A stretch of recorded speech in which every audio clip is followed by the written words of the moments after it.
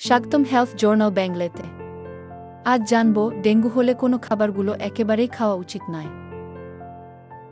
Dengue হলে আমাদের শরীরের প্লাটিলেট কমে যায়, দুর্বলতা আসে, এমনকি লিভার ও হজমেও সমস্যা দেখা দেয়। তাই এই সময় খাবারের বাছাই খুব গুরুত্বপূর্ণ। কিন্তু অনেকেই অজান্তে এমন কিছু খাবার খেয়ে থাকেন যা ডেঙ্গুর অবস্থা আরও খারাপ করতে পারে। তেলে ভাজা ও ঝাল খাবার। ডেঙ্গুর সময় তেলেভাজা, বার্গার, পিৎজা বা অতিরিক্ত মশলাদার খাবার এড়িয়ে চলুন। এগুলো হজমের সমস্যা করে ও লিভারের উপর চাপ ফেলে। ক্যাফেইনযুক্ত পানীয়, চা, কফি বা এনার্জি ড্রিঙ্ক, এগুলো শরীরকে ডিহাইড্রেট করে। ডেঙ্গুর সময় শরীরে পর্যাপ্ত পানি থাকা খুব জরুরি, তাই এগুলো পরিহার করুন। লাল মাংস ও হাইফ্যাট খাবার।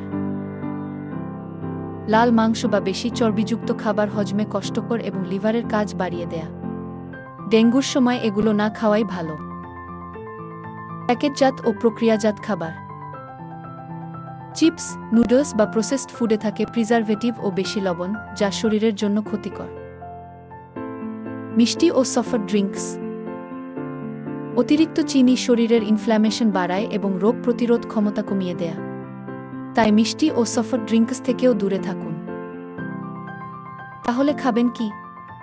হালকা সেদ্ধ খাবার, শাকসবজি, ফল যেমন পেঁপে, ডালিম, কমলা, ডাবের পানি ও পর্যাপ্ত পানি পান করুন। এগুলো শরীরের শক্তি ফিরিয়ে আনতে সাহায্য করবে এবং প্লাটিলেট বৃদ্ধিতে সহায়ক। ডেঙ্গুর সময় সঠিক খাবার নির্বাচনই হতে পারে দ্রুত সুস্থ হয়ে ওঠার মূল চাবিকাঠি। তাই চিকিৎসকের পরামর্শ মেনে খাবার গ্রহণ করুন।